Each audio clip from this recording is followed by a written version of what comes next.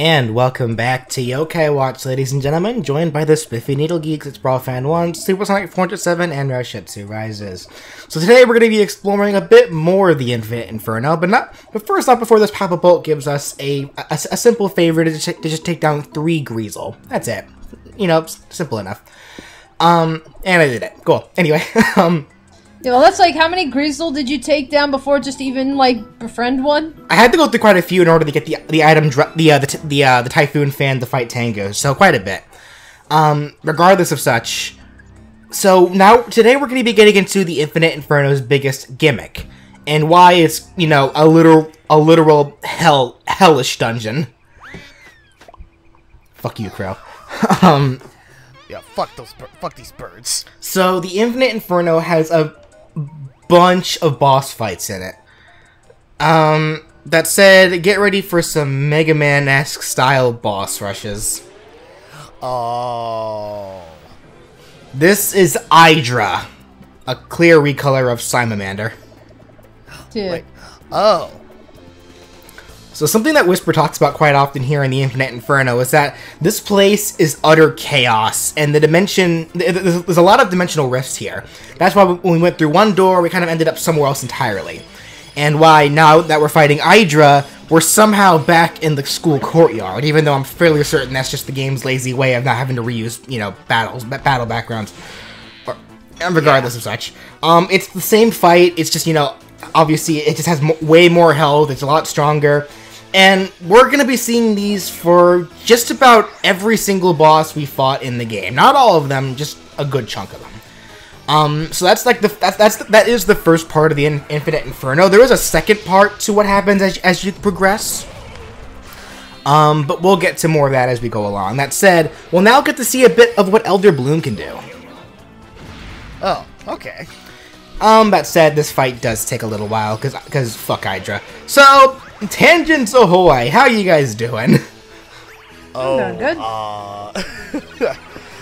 Yeah, still feeling a bit worn out from work, but other than that, I feel great. Alright. Yeah, I ended up having today off work. I thought it was just because of Columbus Day, but no, apparently they just couldn't find a center for me to go to, so, oh well. Huh. Oh, okay. Yeah, you know what? Yeah, here I was thinking it was because of Columbus Day. But, okay. Whatever. I completely forgot that it was even Columbus Day. Understandable. Like it really matters, because... I know, I mean, it's like, you know, it's not like it's treated like a big national holiday or anything, so it's also, like... Yeah, also, exactly. Christopher Columbus was a pretty awful guy, so whatever. Guy probably shouldn't even have a day. Probably shouldn't even have a day dedicated to him, but whatever. Actually, I'm trying to recall. I mean, granted, it has been a while since I've been in like a history class of any kind. So, aside from Christopher Columbus finding like America or whatever, or realizing, oh wow, the world is actually round. What the heck? Like, what bad stuff did Christopher Columbus do? He was pretty much the reason why the Native Americans were drove from their land, why a lot of them were slaughtered or thrown into slavery, shit like that. Oh. I mean, it's like, you know, Yeah. I mean, it continued long after Christopher Columbus, but, you know, one could make the argument that it was like, you know, the predecessor of that whole thing. He was pretty much a mass murderer. Like,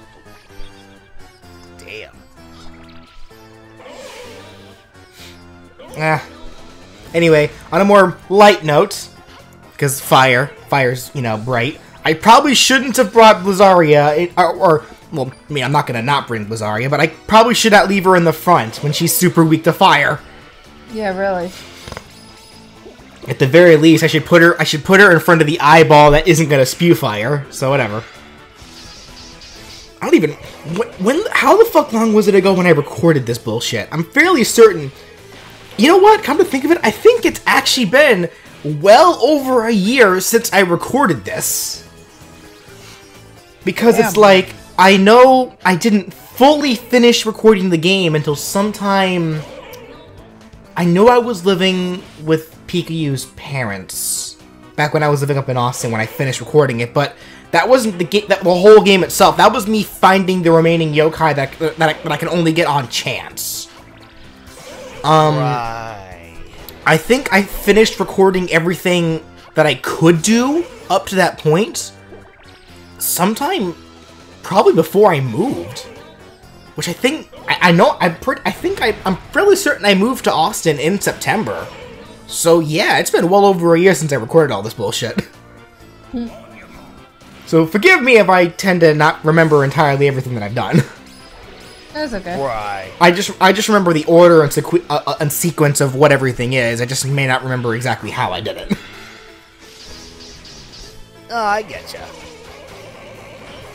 Hell, at the time of this recording, Yokai Watch 2 Psychic Spectres just came out. Like, not too long ago. Jeez. Oh yeah, right. The Emerald version of Yokai Watch. Yeah, and I'll definitely say it is probably the superior version. That sounds about right. Which probably will be the version that I end up let's playing whenever we get around to doing Yokai 2. And at who knows when. That also said, I'm just glad to say with confidence that we'll at least be able to get through this game before Yokai Watch 3 comes to America. Yeah. And wait, and when does Yokai Watch 3 come out again? We don't know. Here in the we West? don't know. Oh, no official translation for it has been officially announced yet, but I'm fairly certain, just by the very fact that they even bothered doing Yokai Watch 2, or Psychic Spectres more specifically, they're probably going to do Yokai Watch 3 at some point.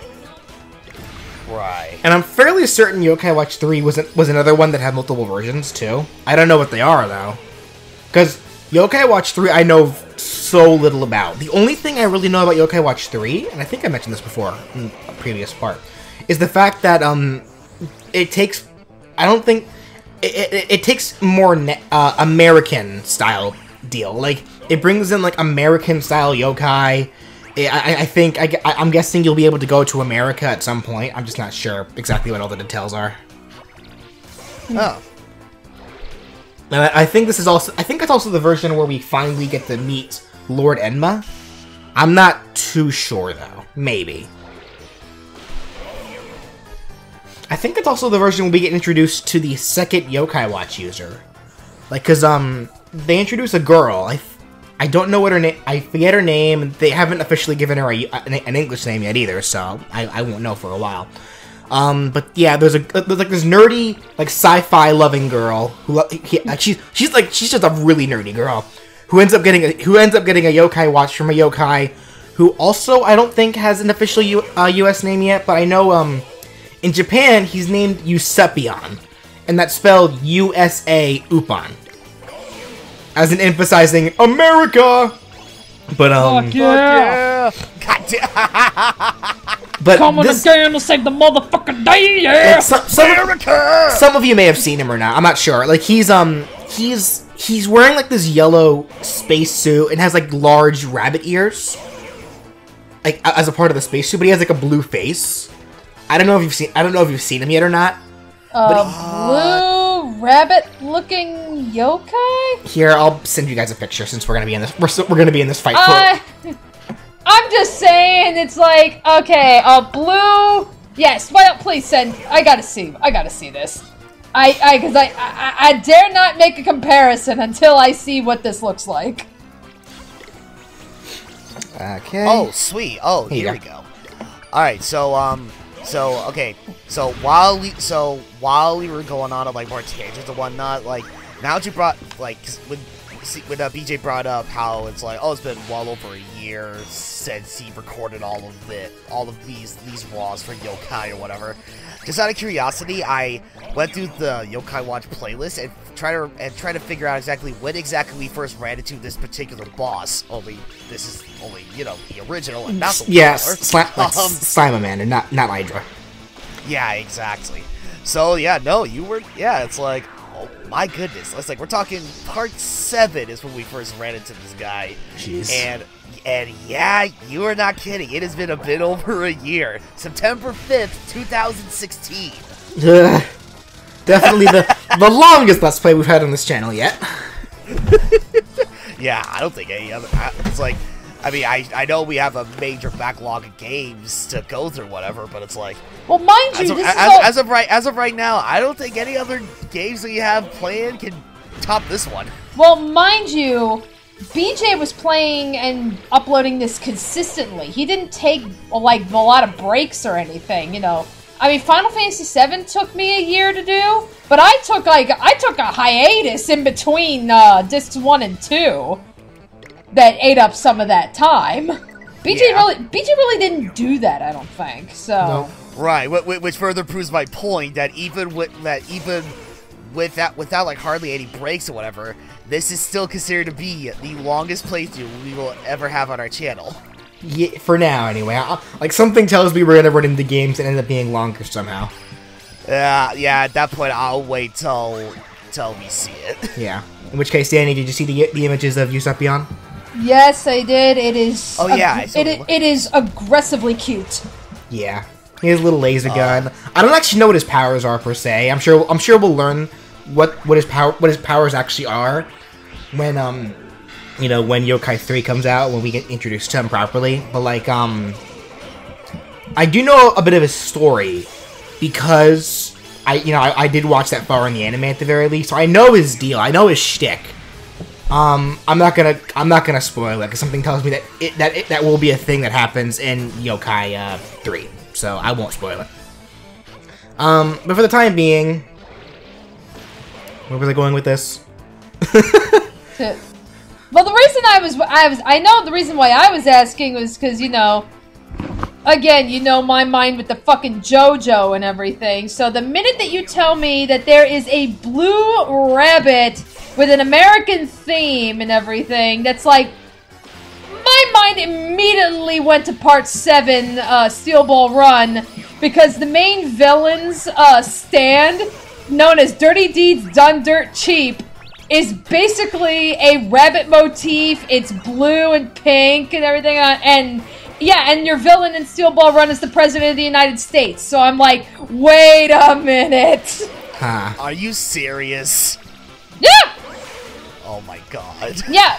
Yep, Funny Valentine. I think they said he's like the 25th president of the United States in the Steel Ball Run universe.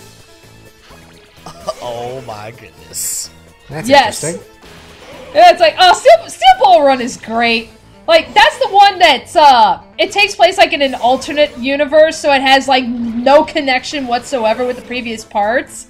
But, oh my god, it's so much fun. Like, I guess the best way I can describe it is, it's basically a race that takes place, like, a horseback race, where you have, like, hundreds of racers trying to go from San Diego, California to New York, and they're, while they're going and racing and everything, they're also collecting the body parts of Jesus Christ, and our villain is the President of the United States.